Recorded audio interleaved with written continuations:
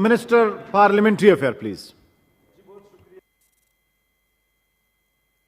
बहुत शुक्रिया चेयरमैन साहब, हमें बड़ी खुशी हुई कि जनाब को इस मुल्क के जो मसाइल हैं और माशी जो इस वक्त सूरत हाल है उस पर इनको ख्याल है। हमारा तो ख्याल था कि ये जिस तरह पिछले 4 साल ये हुकूमत और इनके वज़ीर-ए-आज़म साहब सेनेटर पलवाशा साहिबा प्लीज तशरीफ रखें।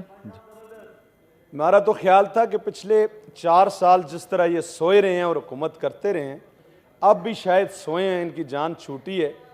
जो इनके इत्तेहादी थे उन्होंने इनको रिजेक्ट किया। जनाब चेयरमैन, आज ML1 का एक मंसूबे का मैं हवाला देता हूँ। इस इस्लामाबाद में जो जेल बन रही थी, जो 3.5 अरब रुपए में बन रही थी, आज 13.5 अरब रुपये उस पर कास्ट आई।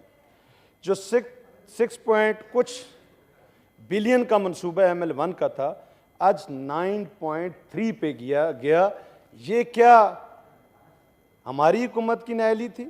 ये इनकी नाअहली थी। इन्होंने अपना जो कौमी नौइयत के मंसूबे थे, इनकी वजारतें, प्राइम मिनिस्टर साहब और उनकी पूरी टीम, जो एक तरक्की का तसलसल था पाकिस्तान के अंदर 2018 में, उसको कंटिन्यू रखने में नाकाम हुए हैं। और आज इनको तकलीफ है इस चीज़ की, जब इनको अपना मुस्तकबिल नज़र नहीं आ रहा।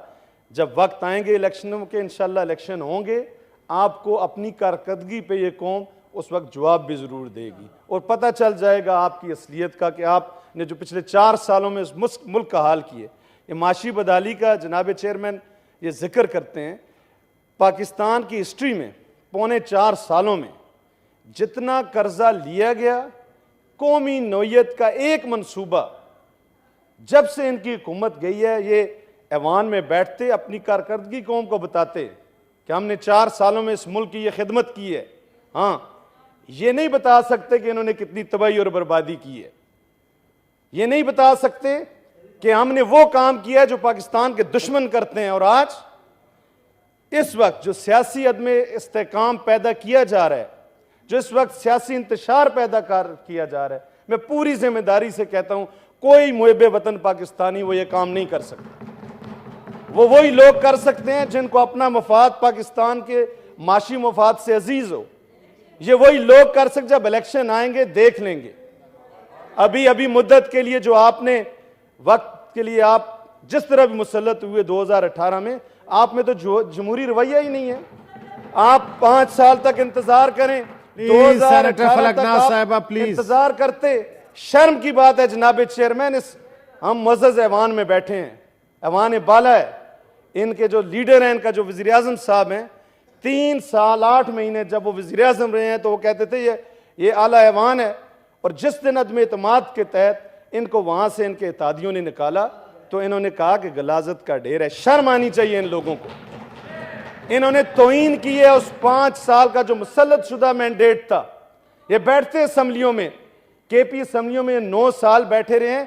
आज क्या जरूरत पड़ी थी KP असम्बली को तोड़ने की? आज क्या जरूरत थी पंजाब असम्बली? सिर्फ सियासी इंतशार और सियासी अदम इस्तेकाम, ताकि माशी तौर पे पाकिस्तान अपने पाँव पे खड़ा ना हो। ये पाकिस्तान के दुश्मन चाहते हैं और वो जमात चाहती है जो पाकिस्तान को माशी तौर पे तरक्की नहीं करना चाहिए।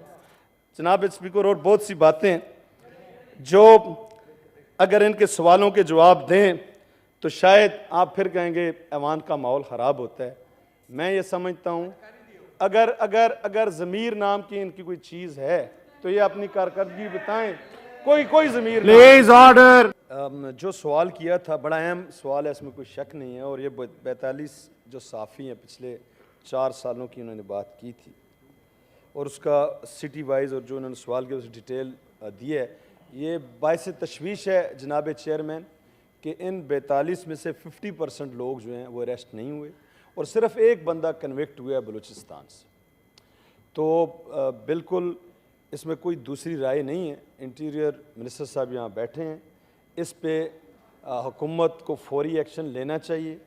और जितने पेंडिंग केसेस हैं, मैं हुकूमत के बिहाफ पे, इंटीरियर मिनिस्टर साहब यहाँ बैठे हैं, बिल्कुल इस पे जो कमेटी इंटीरियर मिनिस्ट्री बनाना चाहती है बनाए, लेकिन 2 माह के अंदर अंदर पाकिस्तान के साफ़ियों के जो कत्ल हुए हैं, जो उनके खिलाफ इस तरह के केसेस हैं, उस पर मैं चाहता हूँ कि सैवान में हुकूमत और इंटीरियर मिनिस्ट्री आके रिपोर्ट पेश करे और अगर किसी किस्म की इस हवाले से कोताही हुई है उसका अजाला होना चाहिए।